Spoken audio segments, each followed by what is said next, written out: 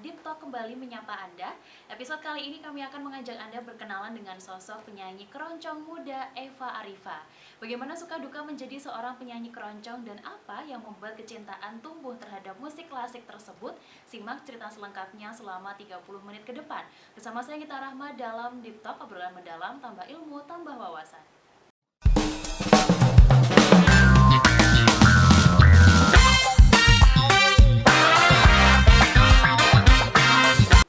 Ya pemirsa, saat ini kita sudah terhubung dengan Mbak Eva Arifah. Mbak Eva mungkin bisa langsung diceritakan ke pemirsa, sudah sejak kapan Mbak mulai tertarik pada musik keroncong? Saya mulai tertarik pada musik keroncong pada saat saya masih kecil. Saya ikut bapak dan ibu saya dari panggung ke panggung, dari pentas ke pentas. Dan kebetulan bapak saya adalah penyanyi keroncong. Dan saat itu ibu saya juga seorang musisi, pembuat kulintang.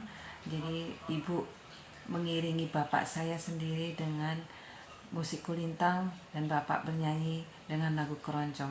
Disitulah saya mulai tertarik dengan musik keroncong yang sangat nyaman, lembut dan enak didengar. Kalau untuk berlatih bernyanyinya sendiri sudah mulai kapan Mbak? Mulai belajar keroncong sejak saya masih kecil juga. Saya mengikuti bapak dan saya belajar dari beliau, mendengarkan lagu yang dibawakan beliau. Pada saat itulah saya harus belajar karena memang kami dari musisi semuanya, jadi otomatis tanpa sengaja dan tanpa saya sadari saya sudah mulai belajar untuk lagu-lagu keroncong. Dan saya lanjutkan sampai saya ke SMP dan juga SMA. Saya tetap belajar keroncong bersama beliau karena memang otodidak. Saya tidak belajar dari bangku kuliah ataupun dari sekolah musik yang lainnya. Jadi saya mulai belajar sejak dini, saya sudah belajar.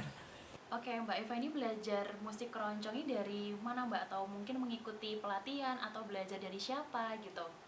Dari bapak saya pertama, yang kedua dari ibu saya, dan juga dari senior-senior saya, teman-teman bapak saya, dan teman-teman saya juga. Saat ini saya tidak putus belajar dari satu saja, tapi dari banyak eh, teman-teman, dari banyak orang, agar saya bisa belajar lebih baik lagi tentunya. Dan sampai saat ini pun saya masih tetap belajar karena lagu keroncong itu banyak sekali jenis dan macamnya, dan juga karakter suara masing-masing dari penyanyi satu dengan yang lainnya itu berbeda-beda. Jadi saya belajar dari beliau agar saya bisa menguasai musik keroncong lebih baik lagi, bernyanyi lebih baik lagi, dan tentunya menjadi yang terbaik juga, seperti itu.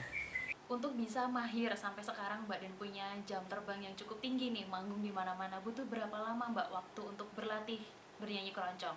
Menurut saya, sampai kita mahir bernyanyi keroncong itu latihannya tidak terbatas, karena memang lagu keroncong dan musik keroncong itu sangat sulit dan tingkat kesulitannya sangat tinggi menurut saya. Jadi bisa menguasai satu lagu saja buat kita itu sangat luar biasa. Bernyanyi dengan baik dan benar dalam lagu keroncong itu sampai sekarang pun mungkin buat saya masih sangat susah, dan mungkin juga saya belum bisa menguasai sepenuhnya, tapi saya tetap berusaha untuk belajar dan masih tetap belajar sampai sekarang ini. Dan semoga saja kelak nanti saya bisa membawakan lagu-lagu keroncong dengan baik dan benar, dengan teknik yang benar, meskipun saya tidak sekolah di sekolah musik ataupun kuliah di sekolah musik. Oke, musik keroncong ini kan identik dengan musik lawas ya Mbak, yang penikmatnya juga kalangan lansia gitu. Apa sih yang bikin Mbak Eva jadi pada akhirnya tertarik dan jatuh cinta gitu sama musik keroncong? Saya jatuh cinta dengan keroncong itu di saat bapak saya bernyanyi dengan begitu bagusnya, begitu lembutnya, dan ibu saya juga saat itu sempat bernyanyi keroncong. Jadi saya melihat dari beliau, memang beliau sangat menginspirasi saya dan sudah sempat membuat saya jatuh cinta kepada keroncong untuk terus mencintai lagu-lagu keroncong. Dan saya sangat ingin sekali menjadi seorang penyanyi keroncong yang baik, dan tentunya kalau bisa saya sampai ke tingkat internasional, harapan saya seperti itu, karena memang saya sangat menyukai lagu-lagu keroncong. Ceritain dong Mbak, kapan sih pertama kali mulai manggung nyanyi keroncong? Saya pertama kali manggung ya di saat saya mengikuti bapak dan ibu saya waktu itu sedang pentas, dan tiba-tiba ibu saya meminta saya untuk bernyanyi, dan saya sangat senang sekali karena saya bisa bernyanyi diiringi dengan ibu saya, meskipun musiknya musik kulintang, dan tentunya dengan bimbingan bapak saya. Saat itu saya memberanikan diri untuk bernyanyi keroncong, meskipun yang saya nyanyikan saat itu bukan keroncong asli tapi keroncong langgam, jadi yang masih ringan-ringan saja karena masih kecil waktu itu, dan saya tetap memberanikan diri untuk bisa tampil, dan itu suatu kebanggaan buat saya.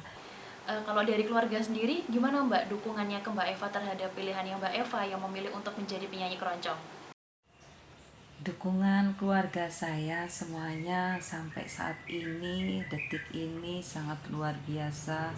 Mereka sangat mensupport sekali saya sebagai seorang penyanyi dan juga sebagai seorang penyanyi keroncong, karena memang dari keluarga musisi semuanya, jadi saling mensupport satu dengan yang lainnya. Dan yang sangat luar biasa, sampai saat ini pun ibu saya selalu saja mensupport anak-anak saya, suami saya, dan semuanya dari keluarga saya. Mereka sangat bangga dengan saya saat ini, meskipun saya hanya penyanyi lokal saja, saya belum bisa sampai ke tingkat nasional ataupun ke tingkat internasional. Tapi bagi saya tidak masalah, karena memang support yang saya butuhkan ada di sekitar saya semuanya.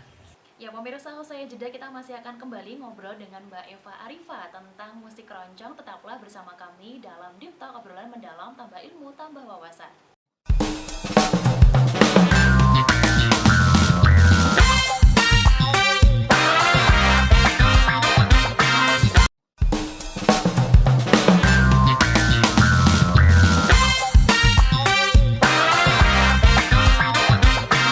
Ya pemirsa, Anda masih menyaksikan Deep Talk, obrolan mendalam, tambah ilmu, tambah wawasan, bersama saya Nita Rahma, dan masih bersama dengan kita seorang penyanyi keroncong muda, Mbak Eva Arifa.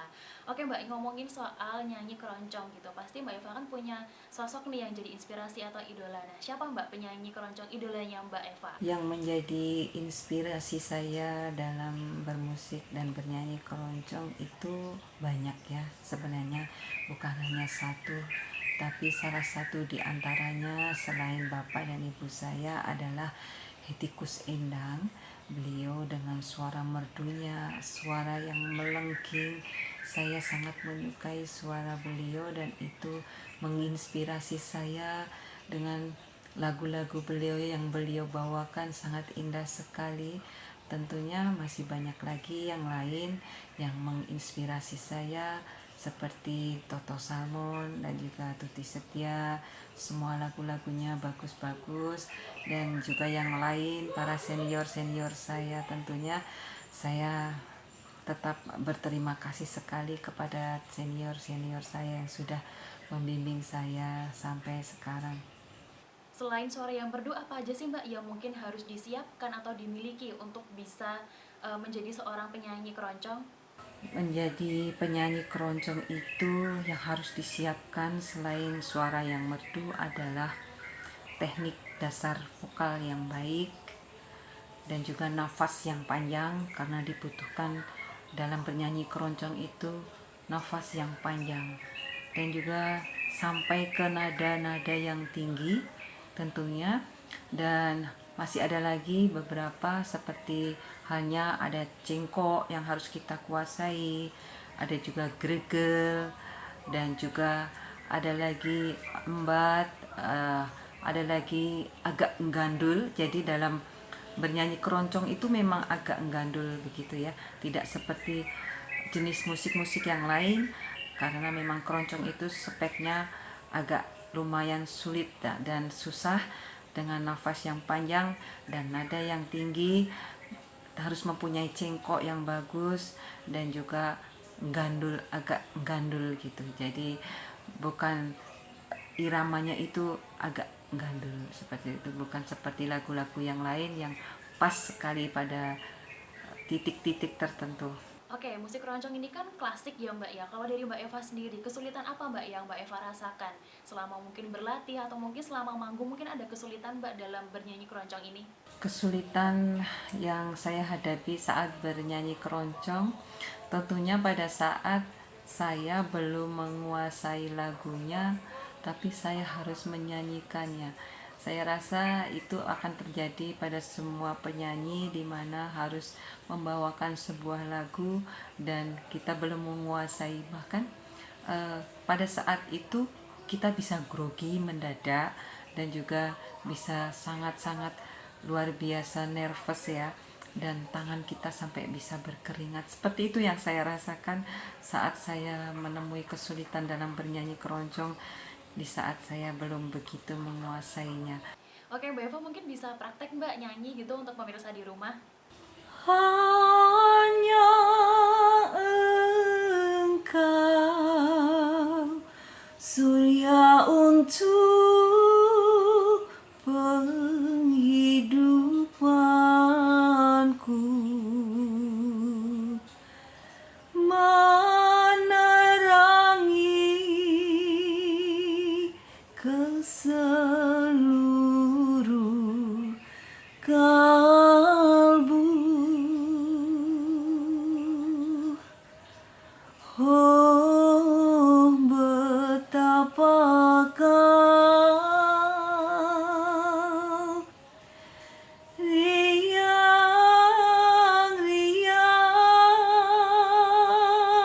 jiwaku di sampingmu.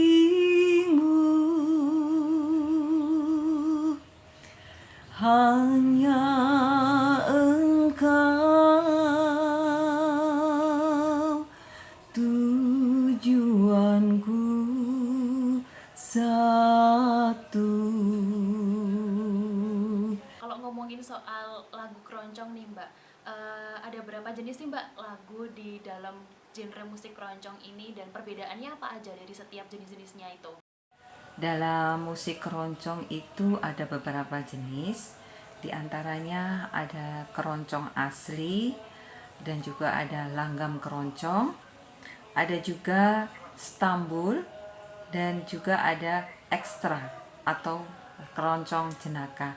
Di mana yang keroncong asli adalah dengan cara menyanyikan dari awal lagu, nanti setelah habis lagu kembali lagi ke awal lagi. Itu yang namanya keroncong asli. Dan yang untuk keroncong langgam, yaitu kita bernyanyi dari awal dan setelah selesai lagu nanti kita kembalinya ke ref. Untuk lagu Stambul kita menyanyikan awal dengan ral dulu, atau bahasa istilahnya Jawa dengan suluk ya. Jadi bisa kita bernyanyi dengan suluk dulu, setelah itu baru masuk ke lagu dan nanti kembali ke bait yang terakhir saja.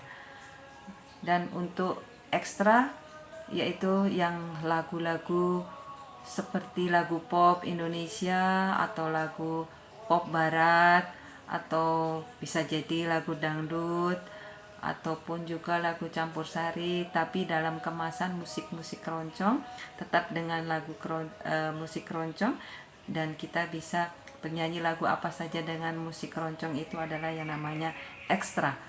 Dan ada yang namanya keroncong jenaka, yaitu dengan lagu-lagu yang sifatnya bergembira ataupun guyonan ya, seperti contohnya lagu Jago Kluruk, ada lagu Cah Deso, dan masih banyak lagi seperti lagu-lagu guyonan dan dolanan seperti itu. Dan untuk lagu Setambul sendiri akan saya contohkan seperti halnya kita harus bernyanyi dulu yang awal rawnya, yaitu seperti ini. Indah, sangat indah kenanganku yang manis. Nah, seperti itu. Jadi nanti masuknya ke lagu yang selanjutnya dengan diiringi dengan musiknya. Dulu waktu aku berkasih denganmu, dan sampai ke lanjutannya nanti kembali ke bait yang terakhir. Jadi bukan dari awal lagi, tapi dari bait yang terakhir itu yang Setambul. Seperti itu jenis-jenis musik dalam keroncong. Oke, Mbak Eva kan udah lama ya berkecimpung di dunia musik keroncong, jadi penyanyi. Pasti ada cerita nih Mbak, cerita menarik selama menyanyi lagu keroncong gitu. Mungkin bisa diceritakan ke pemirsa Mbak, suka dukanya menjadi penyanyi keroncong tuh apa aja sih Mbak selama ini? Suka duka saya dalam bernyanyi keroncong sepertinya lebih banyak sukanya, karena memang sudah hobi dan saya sangat menikmati sekali dalam bernyanyi, dan saya senang sekali bisa bertemu dengan teman-teman saya di saat pementasan, di saat latihan bersama senior-senior. Jadi saya bisa lebih banyak lagi belajar dari beliau-beliau, dan apa yang saya rasakan saat kita bersama-sama, di saat itulah saya merasakan senang sekali karena saya bisa berbagi dan sharing tentunya dengan segala kekurangan saya bisa meminta saran ataupun saya memberikan masukan buat teman-teman semua juga yang sekiranya membutuhkan saran. Duka akan datang di saat saya bernyanyi tidak dengan baik dan benar di pementasan ataupun di panggung. Ya pemirsa, kita masih akan kembali ngobrol dengan Mbak Eva Arifah. Tetaplah bersama kami dalam Deep Talk, obrolan mendalam, tambah ilmu, tambah wawasan.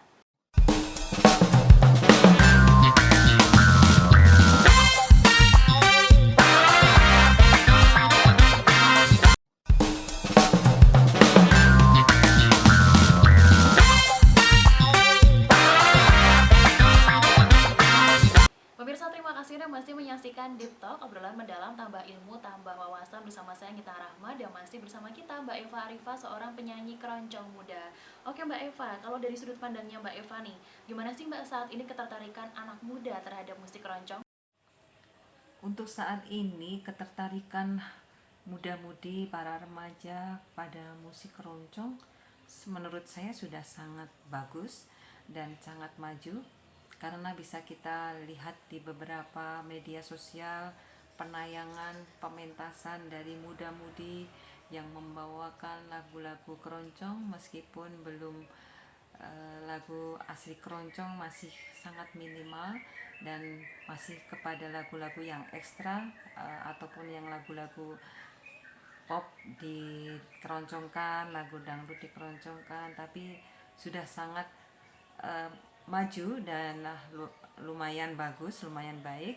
Sudah ada ketertarikan di mana meskipun sedikit saja menggunakan alat atau musik keroncong, itu sudah sangat membantu untuk melestarikan budaya keroncong. Dan buat saya, anak-anak muda perlu kita apresiasi dan berterima kasih sekali saya kepada muda-mudi sekarang yang membawakan lagu-lagu meskipun bukan lagu keroncong asli, tapi sudah memberikan kemajuan yang luar biasa dalam seni keroncong. Oke, kita kembali ngomongin masalah peminat ya Mbak. Tadi di awal saya sudah bilang bahwa musik keroncong ini memang banyak peminatnya tuh dari kalangan lansia. Nah, apa tantangannya Mbak Eva dalam mempromosikan atau selama manggung mungkin biar bisa menarik minat anak muda gitu? Suatu tantangan buat saya untuk menjadikan muda-mudi lebih tertarik lagi kepada keroncong. Saya memberikan kadang kebebasan kepada mereka, anak muda-muda yang sepentas dengan saya untuk bernyanyi. Silahkan dengan lagu pop untuk dikeroncongkan ataupun lagu Jawa dikeroncongkan. lama-lama mereka akan belajar dengan sendirinya, karena sesering mereka mendengarkan dan sesering mereka mementaskan, pasti ada keinginan dan niat hati untuk bernyanyi keroncong, lagu keroncong asli. Dan itu sudah terbukti dengan saya memiliki satu grup anak muda-muda semuanya atas nama manajemen saya, dan semoga saja dengan adanya grup keroncong yang muda-muda akan membangkitkan teman-teman semuanya yang muda-muda juga untuk lebih mencintai dan menggemari musik dan irama keroncong. Kepuasan hati apa sih Mbak yang Mbak Eva rasakan selama menjadi penyanyi keroncong selama ini? Terus terang saja saya memiliki suatu kepuasan tersendiri saat saya bernyanyi keroncong, di saat saya bisa membawakan sebuah lagu dengan baik dan benar, dan itu menjadi sebuah kepuasan bagi saya. Dan secara tidak langsung saya bisa memiliki ketenangan batin, kenyamanan, dan saya bisa lebih rileks lagi dalam kehidupan sehari-hari. Saya juga sudah bisa semakin bersabar dengan lagu-lagu keroncong. Saya tanpa sengaja sudah memberikan pelajaran buat saya bahwa segala sesuatunya harus sabar, harus dengan lembut, dengan penuh kasih, dan itu suatu pembelajaran yang sangat luar biasa. Hanya dengan musik keroncong saya bisa melatih jiwa saya menjadi lebih bagus lagi, lebih baik lagi. Dari Mbak Eva sendiri nih, upaya apa yang selama ini Mbak Eva lakukan untuk secara lebih luas gitu mengenalkan, mempromosikan musik keroncong utamanya ke kalangan anak muda? Upaya saya untuk membawa anak-anak muda menyukai musik keroncong, salah satunya dengan saya sendiri mempunyai grup atau mempunyai suatu kelompok anak muda yang mereka ada yang bermain musik keroncong dan juga ada yang bernyanyi keroncong. Bahkan masih sangat belia penyanyi kami dari manajemen saya bernama Yogi, yang saat ini masih duduk di kelas 5 SD. Dan juga ada beberapa teman-teman penyanyi lainnya yang masih belia sekolah SMP, dan yang ada di grup pemusiknya masih kuliah. Jadi kami memang merangkul mereka semua untuk bisa bersama-sama dalam pementasan. Setiap pementasan saya selalu memberikan kepada mereka semangat yang tentunya nanti siapa tahu mereka akan lebih maju lagi, lebih meningkat lagi dalam bermusik dan bernyanyi keroncong. Oke Mbak Eva, terakhir nih mungkin bisa ngajak pemirsa di rumah nih, khususnya generasi muda untuk ayo yuk kita mencintai kesenian asli Indonesia.